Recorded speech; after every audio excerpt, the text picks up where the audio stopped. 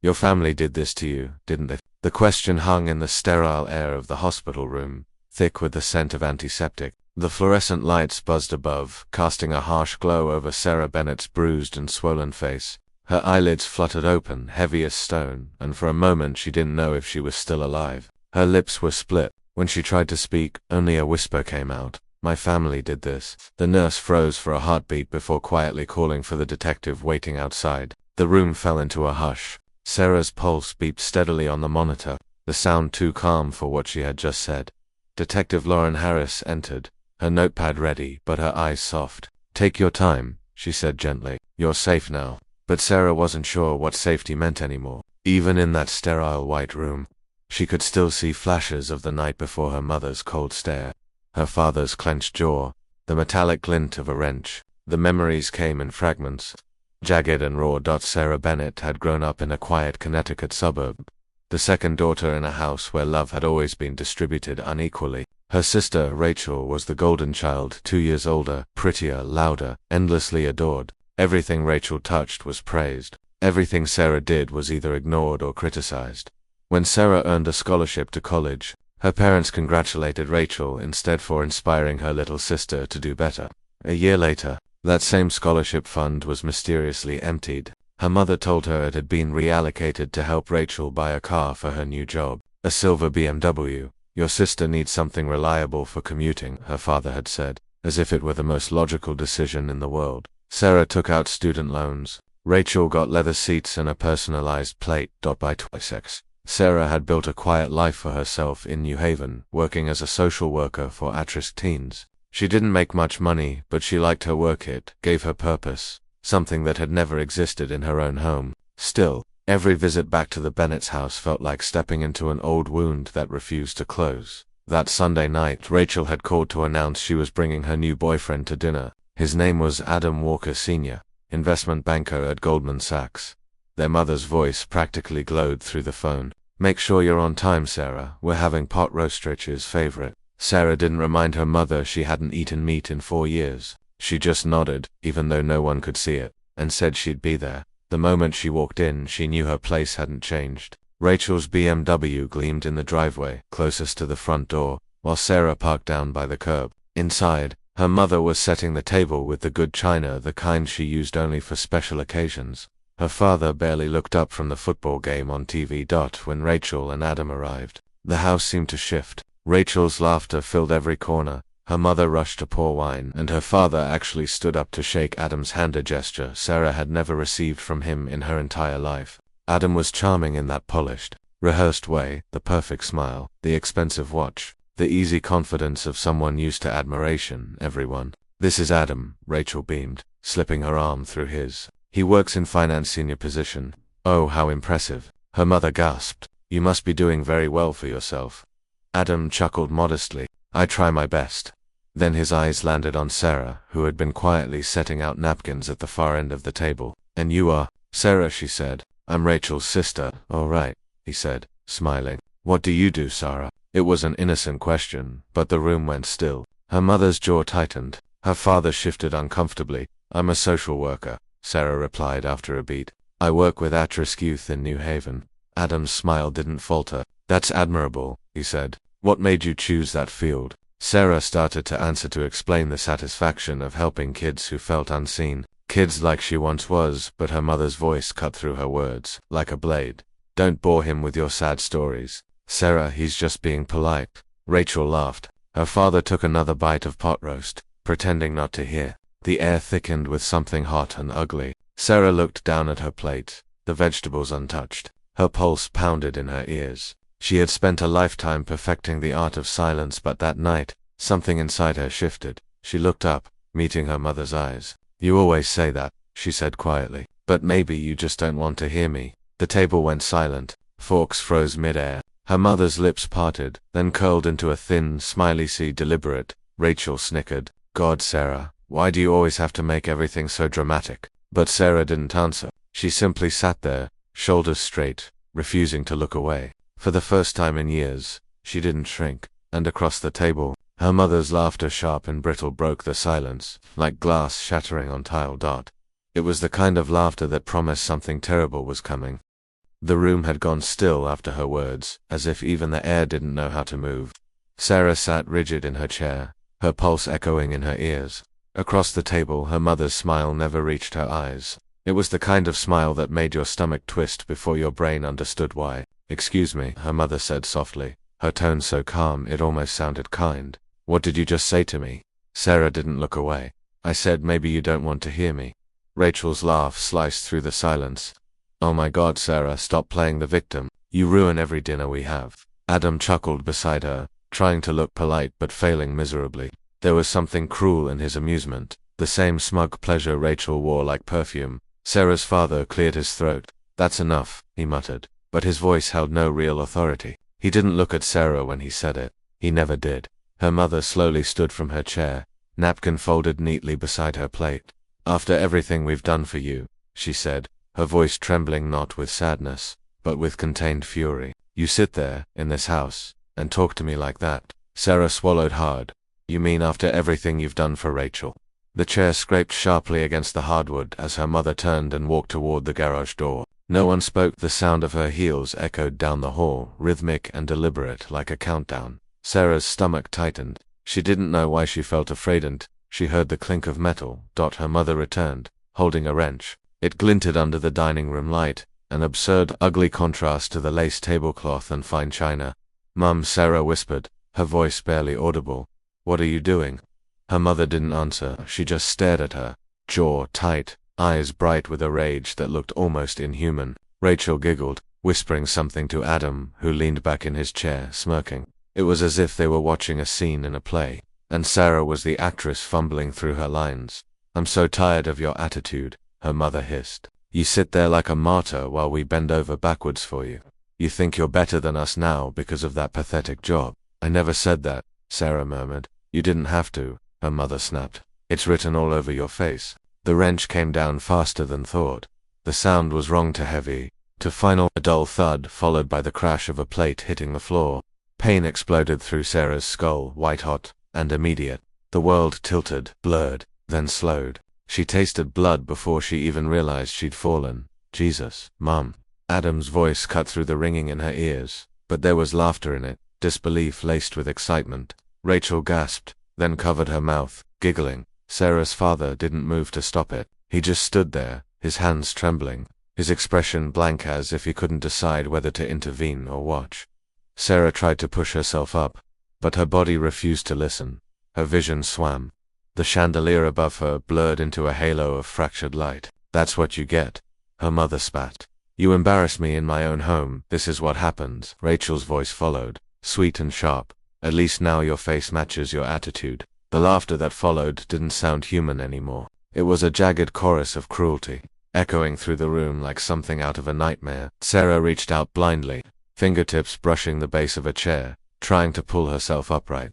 But a hand gripped her wrist, her father's, calloused and cold. "Don't move," he said flatly, pressing her down. "Just stay still. Dad, please." Another blow came, a flash of light, the metallic taste of her own blood flooding her mouth. The wrench clattered against the floor, but the laughter didn't stop. Adam's voice joined in now, deep and amused. It felt endless, the laughter, the pain, the betrayal. Then a sound cut through it all, a sharp knock on the window, followed by a muffled shout. "Hey, is everything all right in there?" The voices of the neighbors. A woman's tone urgent, panicked. Rachel froze. Her mother turned toward the sound, her chest heaving. For the first time that night, fear flickered across her face.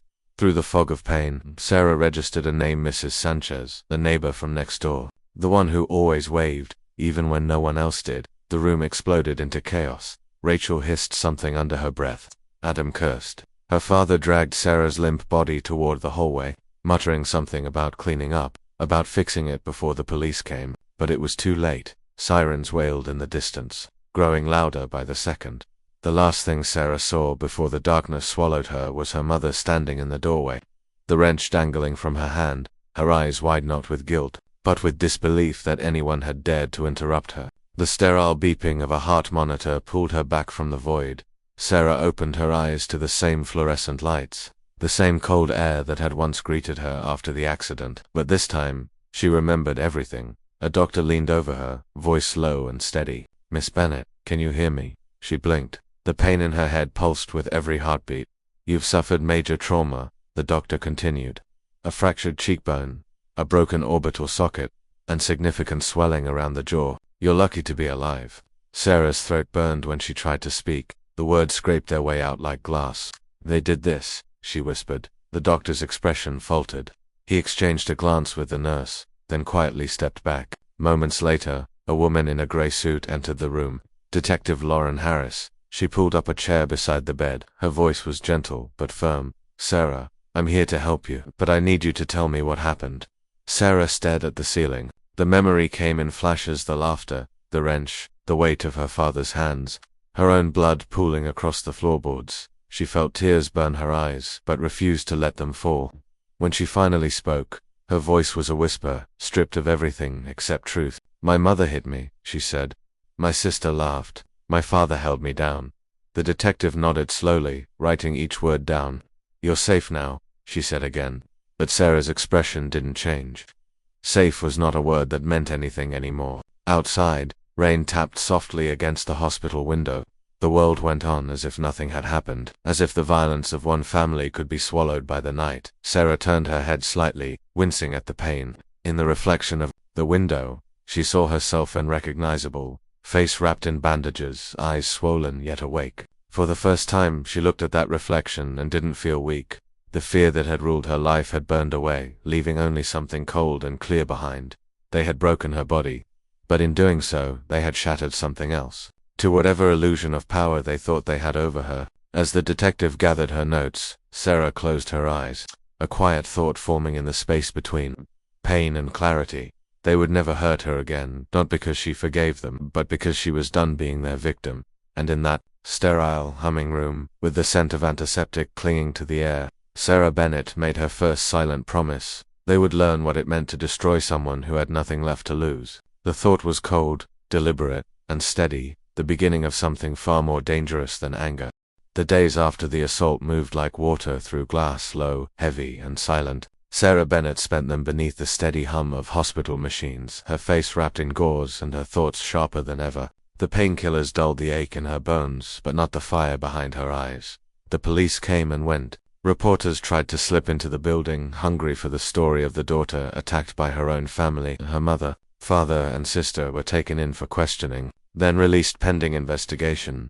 For a while, Sarah didn't speak to anyone, not the nurses, not the detectives, not even the therapist assigned to her case. But when Michael Brooks walked into her hospital room, everything changed. Michael was the kind of lawyer who didn't waste time with sympathy. He was tall, composed, and spoke with a quiet confidence that didn't ask for trust, it demanded it. He stood by her bed, scanning the police report, the photographs, the statement she'd given in her broken whisper. Then he looked at her, really looked, and said, "This isn't just assault. This is a pattern. Years of psychological and financial abuse. If we build this right, it won't just be a case, it'll be a precedent." Sarah studied him through the bandages. "You sound like someone who wants to win."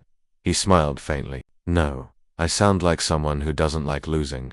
There was no pity in his tone, and that was what made her trust him. For the next 2 weeks, Sarah remained in the hospital, orchestrating every move as if she were planning a chess game. Her voice was low but steady. When she gave instructions, "Get the bank records. The scholarship account was in my name, but my parents withdrew the funds. That's theft. Rachel's car, the BMW. It was purchased with money taken from my education fund. The title might still show it. Talk to Mrs. Sanchez next door. She saw everything." Michael wrote everything down, never interrupting. "We'll subpoena every document," he said. "And Sarah, I want you to start writing every memory you can recall. The little things, they'll matter later."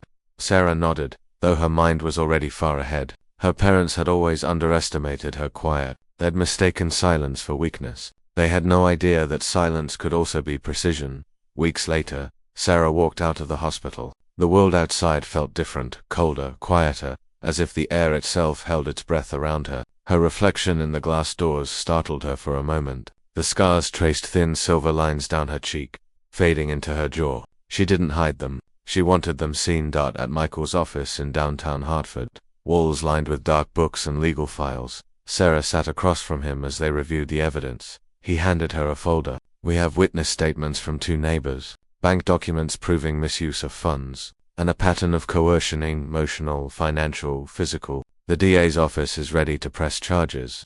Sarah flipped through the pages, her fingers steady. And Rachel, accessory to assault, possibly obstruction, depending on what we find in her messages. Sarah's lips curved not into a smile, but something colder. She always did love attention. I suppose she'll get plenty now. Michael leaned back, studying her. You've changed since the first day I met you. No, Sarah said softly. I just stopped apologizing for being quiet. News broke within hours of the arrest warrants being filed. Local Connecticut family under investigation for violent assault on daughter. The photos were everywhere, Rachel's tear-streaked face leaving the courthouse. Her mother clutching her pearls, her father staring blankly at the ground. Online. The world divided itself neatly in two. Half the people called Sarah brave, the other half called her ungrateful. Family matters shouldn't be taken public, one comment read. She's just after money, another sneered. And beneath it all, a growing tide of voices whispered something truer. What if she's right? Sarah didn't respond to any of it. She didn't even have social media anymore. Her silence became the story. 3 weeks later, she agreed to her first public appearance. The press conference was held at the community center where she used to work. Michael had suggested a neutral setting somewhere that reminded her of who she was before the bruises. The room was packed, reporters, cameras, flashing lights bouncing off the polished floor. When Sarah entered, the noise died instantly. She wore a navy suit, her hair pulled back, her scar visible but unashamed. She walked slowly, deliberately, to the podium. Every click of her heels echoed like punctuation.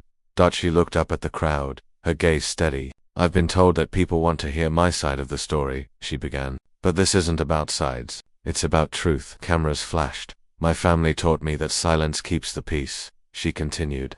They taught me to keep secrets, to make excuses for cruelty. And for a long time, I believed them. But silence doesn't heal anything. It hides rot. Her voice was calm, so calm that it unsettled the room. I don't want sympathy, she said. I want accountability. I'm not here to destroy anyone's life. I'm here because they destroyed mine and because people like them will keep doing it unless someone says enough.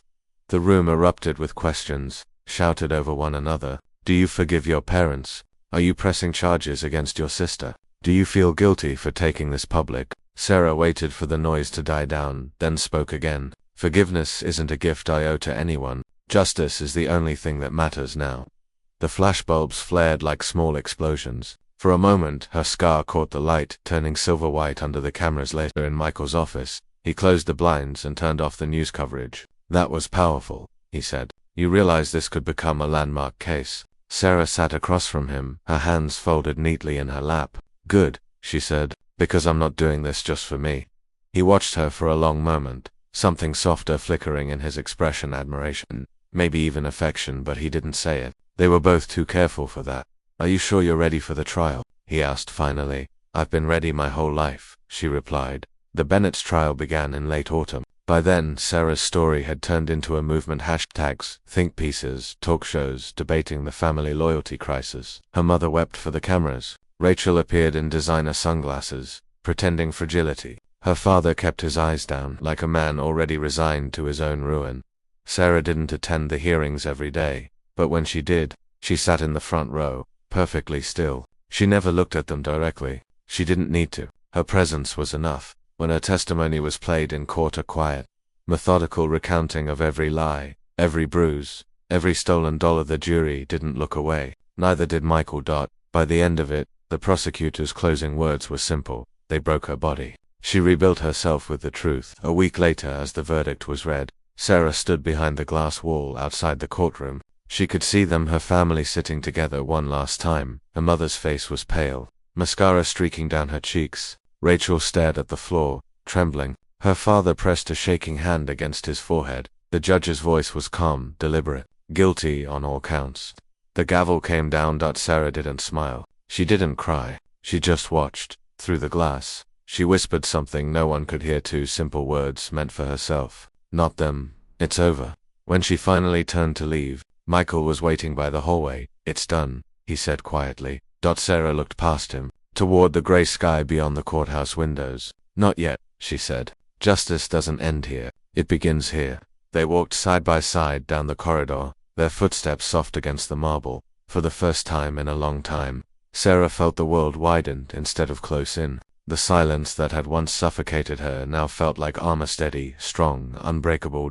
Behind her, the door to the courtroom shut with a dull echo. The narrator's voice would end it there. Her silence spoke louder than their screams, and in that stillness, every monster she had ever known finally learned to be afraid. The verdict didn't echo in the courtroom. It settled like dust after a storm, guilty on all counts. The words hung in the air, simple, final, irreversible. Sarah Bennett didn't move. Behind the glass, she stood as still as the marble pillars that surrounded the Hall of Justice. The only sound was the soft scrape of the judge's gavel, the final punctuation to a story that had taken years to end. Her mother and Rachel each received 6 years in prison. Her father, Adam Walker, the boyfriend who had laughed as she bled, was granted 2 years of probation and a lifetime ban from practicing finance due to obstruction of justice. It was a cold kind of victory, but it was still victory.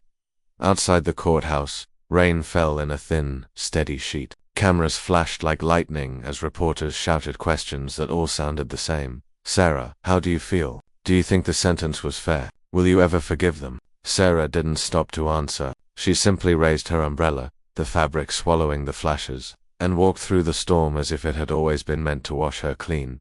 Beside her, Michael Brooks walked in silence. He didn't try to comfort her, he understood her too well for that. When they reached the car, he finally spoke. You won, Sarah. She glanced at him, rain streaking across her face like tears she didn't have the energy to shed. Winning implies there was ever a game, she said softly. This wasn't one. Michael nodded, saying nothing more. The drive back was quiet, just the rhythmic patter of rain against the windows and the faint hum of the city moving on. Weeks later, the civil case closed with a settlement. The Bennett's family home, an elegant 2-story in Hartford's Old District, was sold at auction. The BMW, too, was seized by the state as part of restitution. The court awarded Sarah $4 million in damages. Money couldn't erase what had been done, but it could build something new.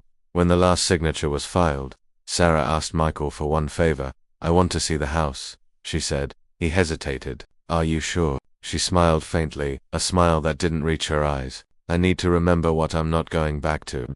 The house looked smaller than she remembered. The garden was overgrown, the shutters peeling, the porch sagging slightly under the weight of years. Sarah stepped inside, the door creaking in protest. The air was thick with dust and something older memory maybe. Her footsteps echoed down the hallway, each one pulling her deeper into the ghosts of her childhood. The living room still bore faint stains on the wood floor where her blood had once pooled. The dining table, covered with a tarp, sat like a silent witness to what had happened there, but it was the small bedroom at the end of the hall that made her pause. She turned the brass knob and stepped inside. The wallpaper was faded, the curtains yellowed. A twin bed sat in the corner, the headboard chipped. It looked exactly as it had the day she left for college, except smaller, like the room had shrunk when she outgrew her fear. Sarah knelt by the old dresser and opened the bottom drawer. For a moment, she wasn't sure what she was looking for. Then her fingers brushed something solid, wooden, a box.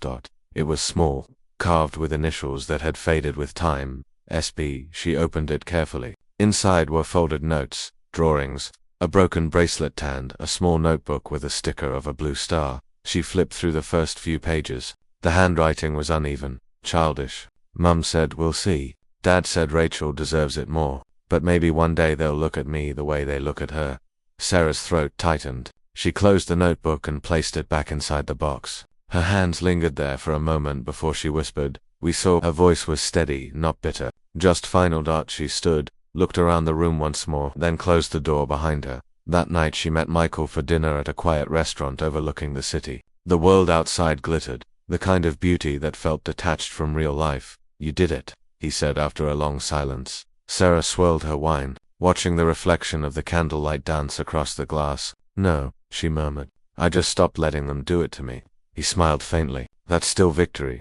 Their eyes met for a moment longer than it should have lasted. There was something unspoken, their connection, perhaps even affection, but both of them knew that some wounds weren't meant to be healed by romance. Still, when Michael reached across the table, resting his hand lightly over hers, Sarah didn't pull away. For the first time in years, human touch didn't make her flinch. Have you decided what you'll do with the money? He asked gently. She nodded. Yes. I want to build something that helps people like me, people who survived their families. He tilted his head. A foundation. A soft smile curved her lips. The Bennett Foundation, for victims of domestic abuse and family violence. Michael nodded slowly. That's poetic, no, Sarah said. It's justice. Months passed. The foundation grew faster than anyone expected. Donations poured in, volunteers reached out, and survivors began to find their voices. On the night of the opening gala, Sarah stood backstage in a black satin dress, her scar barely visible under the warm lights. She took a deep breath, listening to the applause ripple through the hall as Michael introduced her. When she stepped onto the stage, the crowd fell silent. "Thank you," she began, her voice low but sure. "Tonight isn't about me. It's about every person who's ever been told to stay quiet. Every soul who thought their pain wasn't loud enough to be heard. I'm here to tell you it is." Her words were simple, but they carried the weight of everything she had endured. "I once believed that silence was survival," she continued, "but I've learned that silence can also be strength, the kind that doesn't need to shout to change things." The audience rose to their feet when she finished. Some cried, some simply stood there, heads bowed, as if witnessing something sacred. Later that night, long after the guests had gone, Sarah sat alone in her office at the foundation. The city glowed through the glass wall behind her, a sea of distant lights. The desk was covered with letters, thank you notes, testimonials, stories from survivors who had found hope through her work. She picked one at random, unfolded it, and read the first line. "Because of you, I left. Because of you, I lived." Sarah exhaled, setting it down gently. Her reflection stared back at her from the window, the same scar, the same eyes, but a different woman entirely. Outside, the first snow of the season began to fall, soft and slow. The world felt quiet again, but not in the way it used to. This quiet was peace, not fear. Michael knocked lightly on the door before peeking in. "You're still here," he said. "I like the quiet," she replied. He smiled. "Then I'll leave you to it." He started to turn, then paused. "Sarah, you did more than survive. You rebuilt the definition of justice." After he left, Sarah leaned back in her chair, looking out at the falling snow. Her voice was almost a whisper. "They lost everything: status, money, freedom, but I found myself, and for the first time, that was enough." The camera would linger on her face then, the soft glow of the city painting her in gold. The narrator's voice would close the story. They lost everything: on her wealth, their illusion of control. She gained only one thing, but it was the only thing that mattered: herself. And sometimes silence isn't emptiness at all. Sometimes, it's the loudest sound justice ever makes. Thank you for staying until the end of Sarah Bennett's story. If this story moved you, if it made you think, or if it reminded you that silence can still hold strength, please don't forget to like, share, and subscribe to the channel. Your support helps us bring more stories of resilience, justice, and human truth to life. And remember, somewhere out there, someone is still finding the courage to speak up. Maybe your share is the push they need. Until next time, stay kind, stay brave, and never underestimate the power of quiet voices.